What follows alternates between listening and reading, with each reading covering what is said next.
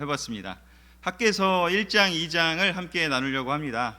학개서는 굉장히 짧은 책입니다.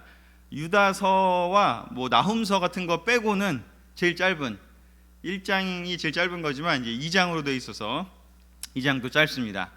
학개서의 내용을 오늘 같이 보면서 우리가 4월도 마무리하고 또 5월도 준비하는 그런 우리 마음을 준비하는 그런 시간 됐으면 좋겠습니다. 자, 먼저 우리 학개서 1장 8절을 다 같이 한번 읽어봤으면 좋겠습니다. 시작. 너희는 산에 올라가서 목재를 가져다가 성전을 건축하라. 그러면 내가 그곳으로 기뻐하고 영광을 얻을 것이다. 이것은 나 여호와의 말이다. 아멘. 여러분 많이 아시는 분들은 아시겠지만 학개서의 배경은 바빌로니아 포로로 잡혀갔다가 586년에 이렇게 망하고 포로로 끌려갔다가 522년 30년 그 즈음에 이제 복귀를 한 후에 성전을 지으려고 열심히 노력을 했는데, 근데 이제 그 지역에 있던 산발락과 도비아를 비롯한 그 지역에 있던 그 에돔 혼합 족속들, 또 사마리아 사람들, 그런 사람들의 어떤 방해 때문에 거의 한 10년 이상을 지금 성전을 못 짓고 있을 그런 상태였습니다. 그때 이제 학개라는 선지자가 등장해서 이렇게 성전을 건축하라고 이야기를 하는 내용입니다. 성전 건축 그러면 어떤 내용일까? 사실 그것은 하나님과의 관계를 회복하는 것을 뜻합니다. 성전을 지어라 라는 것은 하나님과의 관계를 회복하는 것이죠. 바빌로니아가 성전을 다 망하게 다 이렇게 무너뜨렸죠. 그리고 포로로 끌려가서 성전도 없이 그들은 그곳에서 하나님과의 관계, 말씀을 열심히 보고 공동체가 최선을 다해서 기도하고 거기서 하나님 관계를 유지를 했었죠. 그러다가 이제 돌아와서 성전을 지으려고 했는데 어려워서 이렇게 못 짓고 있는 상태였습니다. 어떻게 보면은 비교하기는 좀 어렵지만 여기는 사실 한 거의 70년 가까운 시간을 포로로 끌려갔었던 때기도 하고, 또 돌아와서 그걸 다시 한다는 게 되게 쉽지 않잖아요. 하지만 우리랑 비교하기는 어렵지만 우리도 어떤 면에서는 지난 2년 동안 역사상 아마 역사책에 기록되겠죠. 팬데믹이라고 하는 코로나 때문에 전 세계가 2년 넘게 이렇게 락다운을 하고 뭔가 정상적인 생활을 하기 힘든 그런 시간을 보냈다는 게 아마 역사책에 기록이 될 텐데, 바로 어떻게 보면 우리가 겪었던 지난 한 2년여의 시간이 어떤 면에서는 비슷하진 않겠지만 좀 우리가 하나님 관계가 예전과는 다른, 급격하게 뭔가 좀 다른 상황에 처해 있었던 것과 좀 유사하지 않을까, 그런 생각을 좀 해보게 되었습니다. 그래서 그 장면에서 봤을 때 성전 건축이라는 것은 하나님 관계를 회복하는 것인데, 사실 이들은 돌아와서 먹고 사는 거에 너무 바빴고 또 자기들의 터전을 다시 일구고 이런 것들을 다시 하는 일에도 너무 힘들었습니다. 그것도 해야 되고 또 여러 가지 또 힘든 관계들, 이미 거기에 터줏대감으로 살고 있는 사람들 간의 어려운 관계도 있고 여러 가지로 힘든 그런 상황에 있었던 것이죠. 그런데 이제 성전을 건축하는 것을 이제 어렵다고 해서 포기하려고 하는 그런 상황이었던 것이죠. 그래서 그렇게 힘들 때 이제 이 얘기를 학개가 성전을 건축해라 라고 이야기를 하는 것입니다. 자, 그러면 원래의 성전은, 그들이 포로로 끌려가게 성전은 어땠나를 이제 한번 좀 저희가 생각을 해볼 필요가 있는데요. 열왕기상 5장에서 6장에 보면은 솔로몬이 성전을 지을 때 모습이 나옵니다. 이때의 성전은 어마어마합니다. 여러분 읽어보신 분들은 알겠지만 그 나무도 어디서 가져오나요? 네, 레바논에서 가져와요. 그 당시에 레바논, 지금도 유명하다고 하는데 이 레바논의 백향목과 잣나무를 가지고, 잣나무는 이렇게 뒤틀림이 없는 나무라고 또 하고요. 백향목 굉장히 튼튼하고 또 크고 아주 좋은 나무로 지을 수 있었고요. 운반하는 일꾼이 7만 명이 들었대요. 운반만 하는 일꾼이. 그러니까 도대체 얼마나 많은 그것들을 이렇게 운반했을까를 생각해 볼 수 있고요. 또 산에서 돌을 뜨는 석수는 8만 명. 지금 같으면 사실은 그냥 기계로 이렇게 하면 되지만 옛날에는 사람이 해야 되니까 8만 명이 동원이 돼갖고 그거를 다 쪼아서 돌을 갖고 이동한 거죠. 돌이 또 엄청나게 많이 준비가 됐을 겁니다. 그리고 작업 반장이 3,300명. 이 반장님이 또 중요하거든요. 일할 때 이렇게 지시를 잘 해줘야 이렇게 효율적으로 할 수 있으니까요. 반장님이 또 이렇게 3,300명이나 됐고, 총 감독관은 또 아도니람이라고 하는 굉장히 유명하고 유능한 이렇게 그 건축의 전문가 이런 분이 또 있으셔가지고 엄청나게 이렇게 성대하게 건물을 지었습니다. 솔로몬 시대에. 뭐 비슷한 건 똑같다고 볼 수는 없지만 우리가 생각할 때 저는 어떤 면에서는 이 솔로몬 성전이 이렇게 우리의 그 예전에 이렇게 너무나 좋았던 시간들, 특별히 틴을 맡고 있는 저에게는 정말 그 전국 틴들이 모여서 했던 캠프, 또 막 프리틴 캠프, 그리고 막 우리 주빌리, 여러분 막 기억나시나요?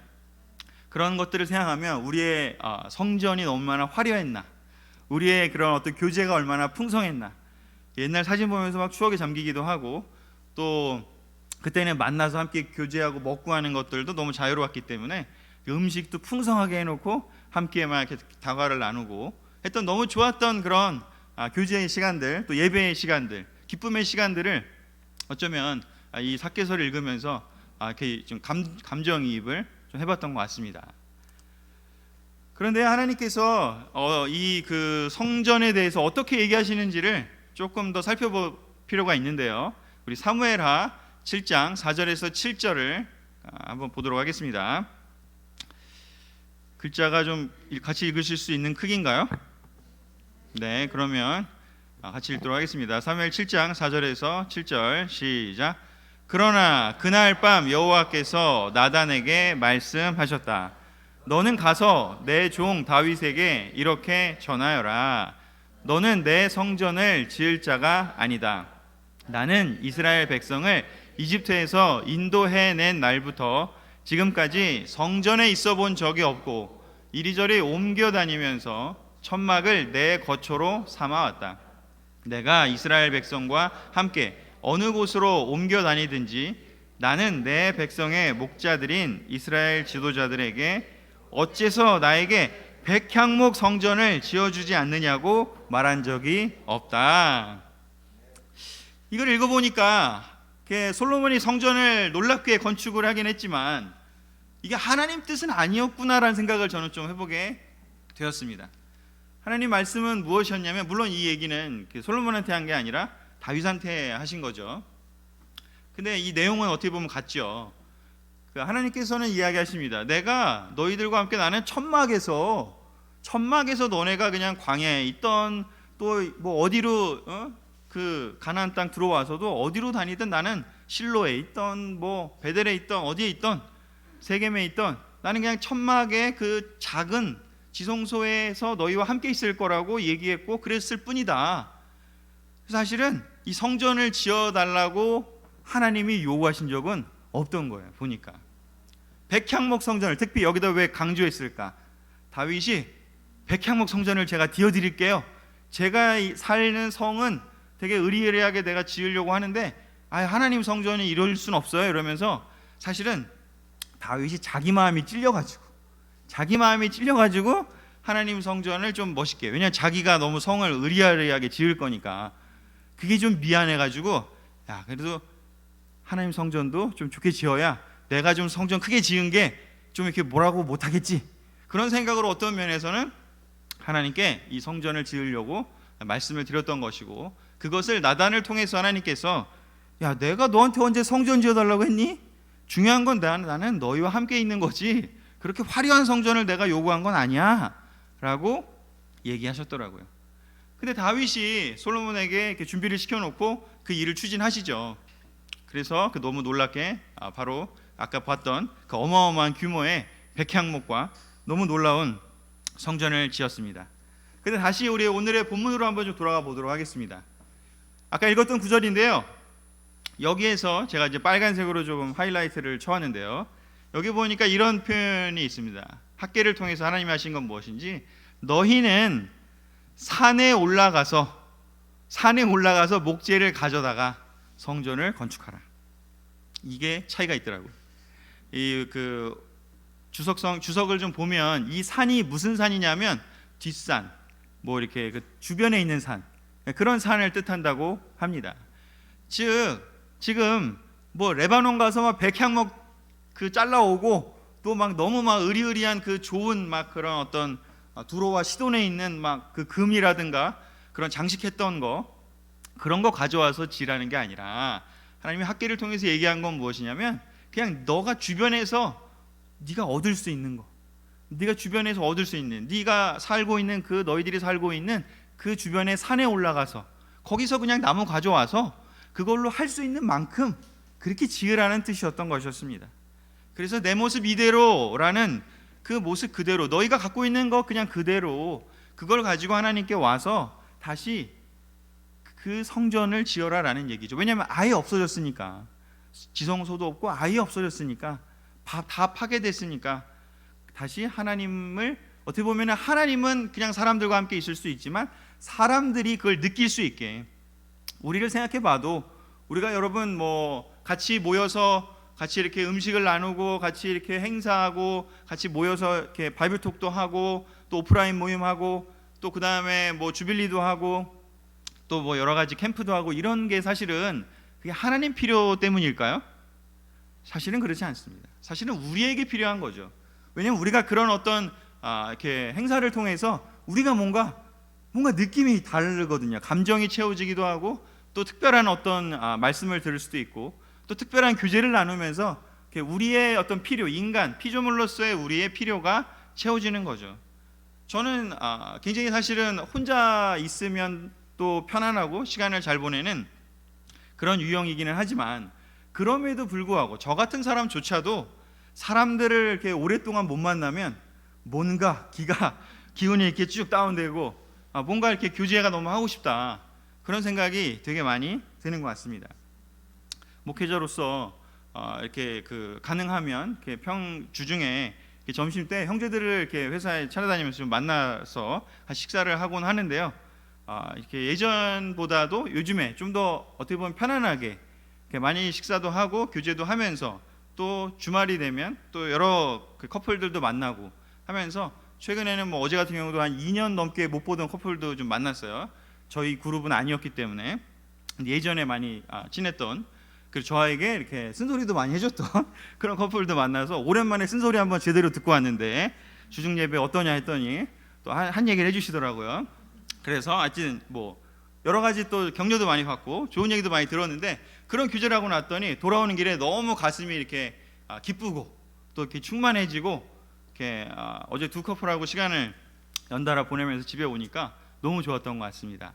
그리고 이렇게 틴아이들과 함께 열흘 후에 가게 될, 2주 후에 가게 될 그것도 너무 지금 기대가 되고, 사실 잠깐 두렵기도 합니다. 오랜만에 하니까 어떻게 게임을 해야 될지, 뭐 어떤 프로그램을 해야 될지 상의를 하긴 할 거지만, 그렇지만 이렇게 산에 올라가서 목재를 가져가는 것, 그것도 사실은 수고로워요. 그렇지 않습니까? 레바논 가는 것보다는 조금 쉽겠죠. 뭐 8,000명 이동하는 것보다는 쉽겠죠. 하지만 산에 올라가서 목재를 자르고 또 그 주변에 있는 어떤 것들을, 이렇게 재료들을 가지고 와서 성전을 짓는다는 것이 그렇게 쉬운 일은 아니지만 하나님이 요구하는 것은 바로 이런 것이었구나를 생각을 해보게 되었습니다. 제가 위에도 써놨지만 하나님이 정말 성전을 지으라고 말씀하시는 그 원리, 그 마음은 무엇일까? 그건 그냥 우리와 너무나 함께 계시고 싶으신 것을 이렇게 우리가 알기를 원했다라는 생각이 들었습니다. 이 내용을 보면서 고린도 후서 8장 12절에도 이런 구절이 있죠. 우리 함께 읽어보겠습니다. 시작. 여러분에게 바치고 싶은 마음만 있으면 하나님은 여러분이 가진 대로 받을 것이며 없는 것을 받지는 않으실 것입니다. 바울도 이런 하나님의 마음을 너무나 잘 알았던 것 같아요. 그렇기 때문에 바울이 고린도 교회 형제자매들에게도 이야기하는 것은 무엇인지 학계의 정신과 비슷한 거죠. 니네 뒷동산 가서 거기서 그냥 네가 얻을 수 있는 거 갖고 가서 내라고, 드리라고. 그게 하나님이 너한테 원하는 거지. 레바논 가고 일본 가고 인도네시아 가고 러시아 가고서는 그 것들을 해오라는 그런 뜻이 아니라는 거죠. 바치고 싶은 마음만 있다면, 우리가 드리고 싶은 마음만 있다면 내 모습 이대로, just as I am, 그냥 내 모습 그대로 하나님께 우리가 드리면 그것들을 하나님은 기꺼이 받으시고 그런 교제를 통해서 함께 있고 싶어 하시는 것이 바로 그런 부분이 아닌가라는 생각이 들었습니다. 이어서 학개서 2장 3절에서 5절을 다시 한번 보도록 하겠습니다. 이 부분은 그냥 제가 읽겠습니다. 너희 가운데 이전의 성전이 얼마나 화려했는지 기억할 수 있는 자가 있느냐? 지금 이 성전은 너희에게 어떻게 보이느냐? 이것은 너희에게 보잘것없어 보이지 않느냐? 그러나 용기를 가져라. 스룹바벨과 여호수아와 이 땅 모든 백성아, 힘을 내어 일하라. 내가 너희와 함께한다. 이것은 전능한 나 여호와의 말이다. 너희가 이집트에서 나올 때 내가 항상 너희와 함께 하겠다고 약속한 대로 내가 지금도 너희와 함께 한다. 그러므로 너희는 두려워하지 말아라. 지금까지 제가 좀 나누었던, 설명했던 그런 내용이 하나님께서 지금 말씀을 하고 계십니다. 이 성전이 너에게 어떻게 보이냐고요? 너에게 보잘것없어 보이지 않냐고요? 사실 그들이 지을 수 있는 지금 규모의 성전은 굉장히 보잘것없을 수밖에 없습니다. 특별히 학계는 나이가 많았던, 포로로 끌려가지 않고 그 지역에 남았던 이때 당시에 한 70, 80 이 정도 됐을 노인으로 학자들은 이렇게 말을 하고 있는데요. 이전의 성전을 알고 있는 입장에서 봤을 때 지금 하나님이 지으라고 하는 이 성전이 얼마나 작을까? 그래서 어떤 사람들은 아마 그런 생각도 했을지 모릅니다. 이렇게 작고 보잘것없는 걸 드리면 하나님 기뻐하실까 과연? 너무 슬프다. 아마 이런 생각을 할 수도 있지 모르겠습니다. 그러나 그 뒤에 있는 것들이 중요하죠. 그러나 용기를 가지라고요. 중요한 게 뭔지, 하나님은 우리에게 내가 너희와 항상 함께 있겠다고 약속했지. 내가 백향목 성전 지어주면 함께 있고, 그 다음에 이런 구질구질한 조그만 이런 보잘것없는 성전 지어주면 나 안 살아. 그렇게 하실 분은 아니라는 거죠. 우리 신약 성경에도 예수님이 승천하시면서 뭐라고 얘기하셨죠? 마태복음 마지막 구절에요. 세상 끝날까지 내가 너희와 함께 있겠다고요. 우리 모든 세례받은 제자들에게 예수님이 약속하신 것은 바로 무엇인지, 내가 세상 끝날까지 함께 있겠다고요. 그 약속이 예수님이 하신 가장 특별하고 가장 소중한 약속이었음을 우리는 결코 잊어버리면 안 됩니다. 그 이후에 학개서 2장 6절 9절에 이렇게 격려하시고 이렇게 사람들을 이렇게 마음을 설명해 주신 후에 뭐라고 얘기하시는지 학개서 2장 6절에서 9절을 우리 다 같이 한번 읽어보도록 하겠습니다. 시작. 조금 후에 내가 한 번 더 하늘과 땅과 바다와 육지를 진동시키고 모든 나라를 뒤흔들어 놓겠다. 온 세상의 보물이 이리로 굴러 들어올 것이며 내가 이 성전을 영광으로 충만하게 할 것이다. 은도 내 것이요 금도 내 것이다. 새 성전이 옛 성전보다 더욱 찬란할 것이다. 그리고 내가 이곳에 평안을 주겠다. 이것은 전능한 나 여호와의 말이다. 아멘. 솔로몬 성전이 아니라 그냥 동네에서 지을 수 있는 재료로 가지고 와서 지은 그 보잘것없는 성전이지만, 그 성전이 건축이 된다면 그 다음에 어떻게 하시겠다고요? 하나님이 하늘과 땅과 모든 것들을 다 흔들으실 거라고 이야기를 합니다. 그리고 흔드는 목적은 무엇인지, 온 세상의 보물이 이곳으로 굴러 들어오게 할 것이라고요. 이것이 너무나 화려하고 너무나 보기 좋고 너무나 아름다워서 사람들이 찾아오는 그런 것이 아니라, 하나님께서 사람들을 감동하여서 그 성전으로 보물들을 보내실 거라고 이야기를 했습니다. 이 성전을 하나님의 영광으로 충만하게 할 것이라고. 은도 내 것이고 금도 내 것일 거라고요. 새 성전이 옛 성전보다 찬란할 거라고요. 인간적인 눈으로 볼 때는 절대로 찬란할 수가 없습니다.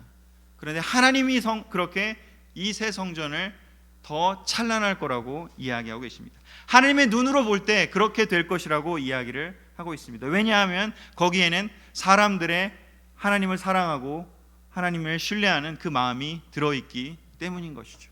그렇게 됐을 때 어떻게 하나님이 하실 거라고요? 이곳에 평안을 주겠다고. 마음의 평안을 주시고요, 믿음을 주시고요, 그 안에 기쁨을 주시겠다고. 이 평안이라는 단어 안에는 많은 뜻들이 담겨 있다고 생각합니다. 축복과 구원과 은혜는 하나님이 주시는 것이지 우리의 힘으로는 결코 얻을 수가 없습니다. 우리가 아무리 놀랍게 백향목을 끌어오고 놀라운 대리석을 가지고 금을 장식을 하고 아름다운 인테리어를 한다 한들 하나님이 축복하시지 않는다면, 하나님이 계시지 않는다면 그것이 무슨 의미가 있겠습니까? 스바 여왕이 찾아오고 많은 사절단들이 와서 와 놀랍다 구경 좀 하자, 그게 무슨 성전이 하나님이 이야기하시는 성전이 되겠습니까? 하나님이 진정으로 원하는 성전은 바로 사람들의 마음이 담겨있는, 그들이 갖고 있는 그 모습 그대로를 그저 하나님과 앞에 하나님께 나가서, 아까 우리 명성 형님이 얘기한 것처럼 그냥 귀여운 그 아들의 모습으로, 귀여운 그 딸의 모습으로. 여러분들 부모님들의 마음 다 그렇지 않습니까? 애들이 와서 엄마 아빠 왔는데 오늘 뭐 얘가 왜 날 부르지? 하고 너무 기쁘게 딱 갔더니 저 돈 필요해요. 딱 그러면 이제 깨잖아요. 그런 것처럼, 그죠? 얘가 왜 이렇게 다정하게 부를까 했는데 그러면 깨잖아요. 근데 그게 아니라 그냥 엄마 아빠 하면서 그냥 와서 끌어안고 그냥 엄마 아빠 보고 싶었어요. 뭐 그런 일이 벌어지긴 쉽지 않지만, 그럼 만약에 벌어지면 얼마나 우리가 뿌듯하겠습니까? 하나님이 원하는 게 바로 그런 것이지 않을까 생각이 듭니다. 마지막 슬라이드인데요, 내 모습 이대로 날 사랑하시는 우리 예수님께서, 그래서 우리에게 십자가에서 돌아가셨고 우리가 무기력할 그때에 우리를 위해서 십자가에서 돌아가셨습니다. 우리가 뭔가를 잘해서 우리 선택하신 것도 아니고, 우리가 너무 예뻐서 선택하신 것도 아니고, 우리가 뭔가 하나님을 기쁘게 해드릴 수 있는 뭔가 특별한 게 있어서 우리를 선택한 것이 아님을 저는 이 학개소를 큐티하면서 많이 느꼈던 것 같습니다. 이제 새롭게 4월을 마무리하고 5월을 일상으로 회복이 되는 5월을 준비하면서 우리가 바로 이 학개서의 마음을, 또 예수님의 마음을, 하나님의 마음을 이렇게 가득 담고 또 생각해 보면서 각자의 자리에서 각자의 뒷동산으로 가서 여러분의 목재를, 여러분이 할 수 있는 재료들을 가지고 하나님께 나아갔으면 좋겠습니다. 말씀을 마치겠습니다. 아멘.